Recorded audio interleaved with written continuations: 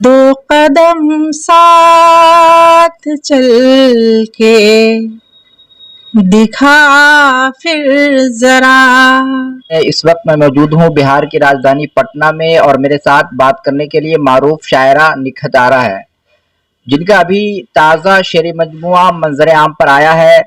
जानते हैं उनके शायरी का सफ़र कैसा रहा। सबसे पहले मैम आपका हमारे न्यूज़ चैनल सभी खबरें में इस्तकबाल है। बहुत शुक्रिया आपका। आप ये बताइए कि आप का जो अभी नया ताज़ा शेरी मजमुआ मंजर आम पर आया है, इसमें गज़ल नज़म वगैरह इस सिलसिले में बताइए।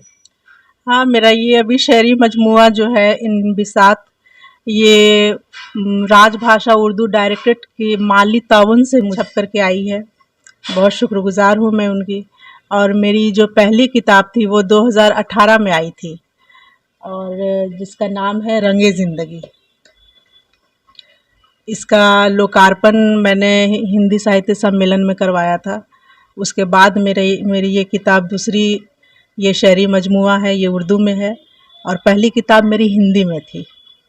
तो मैं हिंदी साहित्य सम्मेलन, उर्दू अकेडमी, राजभाषा उर्दू डायरेक्ट, इन सब जगहों पे पढ़ने जाती हूँ और जो भी मुशायरे यहाँ पटना में होते हैं वहाँ पे भी पढ़ने जाती हूँ। तो ये बड़ी खुशनसीबी है मेरी कि मेरी एक गज़ल की किताब शेरी मजमुआ छप के मंजर आम पर आ गई है। आप अपने शायरी के सफ़र में बताइए कि कैसे आपको ये शौक़ हुआ कि मतलब शायरा आप बनी और शायरी का सफ़र शुरू किया। शायरी का सफ़र जो मेरा था ये मुझे बचपन से ही लगाव था। मतलब उर्दू अदब से बचपन से था मेरा रुझान। हिंदी कविताएं भी मैं पढ़ती थी, उर्दू में भी पढ़ती थी नज़्म वगैरह, और लिखने का शौक़ बाद में पैदा हुआ। पहले मैं पढ़ती थी, रुझान उस तरफ गया, उसके बाद फिर मैं नज़में लिखने लगी। मैंने कभी पब्लिश नहीं करवाई उसे, किसी को किसी मैगज़ीन में मैंने छपवाया नहीं कभी, वो बस जमा होती रही। उसके बाद फिर शादी हुई, बच्चे हुए, मैं ज़िम्मेदारियों में लग गई। बच्चे माशाल्लाह से कुछ बड़े हुए तो फिर मैंने सोचा कि अब अपनी इस काबिलियत को, जो ये मेरा हुनर है, इसे मैं मंजर आम पर लेकर के आऊँ। तो फिर मैंने उसे छपने के लिए दिया। आपकी जो पढ़ाई हुई है वो उर्दू मीडियम या किसी और मीडियम से हुई? नहीं, मेरी पढ़ाई हिंदी मीडियम से ही हुई है। मैंने उर्दू, बेसिकली मेरी पढ़ाई उर्दू की नहीं है। मैंने उर्दू पढ़ा है लेकिन हिंदी मीडियम से ही मेरी पढ़ाई हुई है। आप कुछ अशार सुनाइए जो आपके अपने हो। ये पूरी किताब ही मेरी अपनी है, इसमें सारे गज़ल मेरे हैं, गज़लें मेरी है। पहले तो मैं इस किताब को ये कर दूँ, दिखा देती हूँ आप लोगों को। इन बिसात शेरी मजमुआ। जिंदगी की तरफ लौट कर आ गई, जिंदगी की तरफ लौट कर आ गई, बेख्याली की दुनिया सजी रह गई। आप कुछ अशार तरन्नुम में सुनाइए। दो कदम साथ चल के दिखा फिर जरा, दो कदम साथ चल के दिखा फिर जरा, मेरी जानिब कदम को बढ़ा फिर जरा, मेरी जानिब कदम को बढ़ा फिर जरा,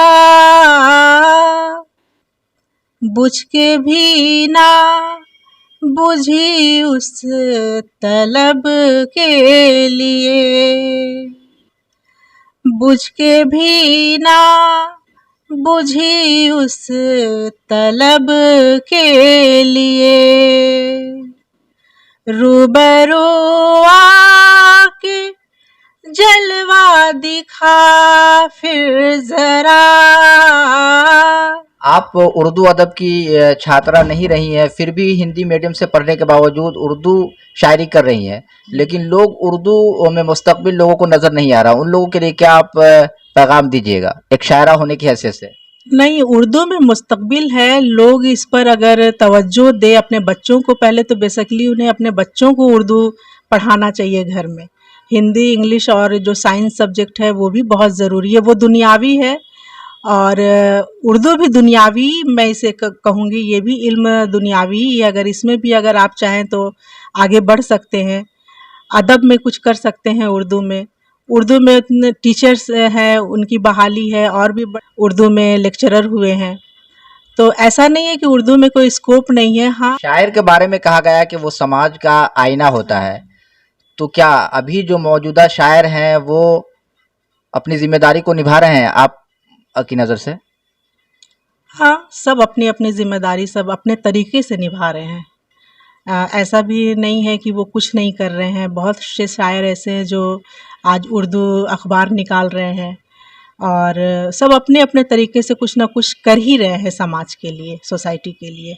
ऐसा नहीं है कि मतलब उन्होंने बस आंखें बंद कर ली हैं कि मेरा बड़ा नाम हो गया है या मैं अब फेमस हो गया हूँ तब कुछ नहीं करूँगा। लेकिन नहीं, वो समाज के बेहतरी के लिए ही कुछ ना कुछ कर रहे हैं, अपने तरीके से कर रहे हैं।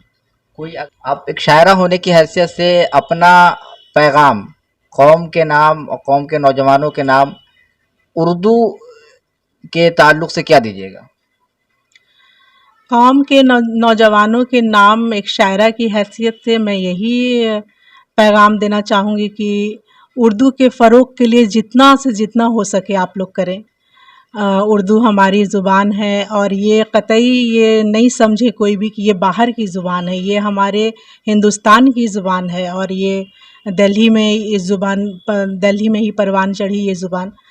और नौजवानों से यही कहूँगी कि इसे नज़रअंदाज मत करें। इस पर आप ज़रूर कुछ कर रहे हो, आप किसी भी पेशे में हो, किसी भी रोज़गार में हो, लेकिन उर्दू के फ़रोग़ के लिए भी आप कुछ ना कुछ करते रहें।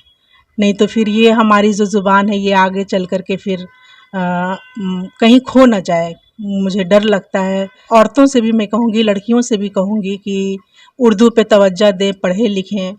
मैगज़ीन है, अखबार है, घर पे मंगवाएं उसे, और उर्दू लहजे में बातचीत करें। उर्दू लफ्ज़ सीखें, उसका प्रोनाउंसिएशन कैसे होता है, उस पे तवज्जो दें, तलफ़्फ़ुज़ पे गौर करें। और मैं यही कहना चाहूँगी कि उर्दू के फ़रोग़ के लिए कुछ ना कुछ करते रहें हमेशा। बहुत बहुत शुक्रिया हमारे साथ बात करने के लिए। मारूफ शायरा निखत आरा साहिबा थी, जिनकी 2 किताब मंज़र आम पर आ चुकी है, इंबिसात और एक हिंदी नज़्मों का मजमुआ, वो भी मंज़र आम पे बहुत पहले आ चुका, रंगे ज़िंदगी के नाम से।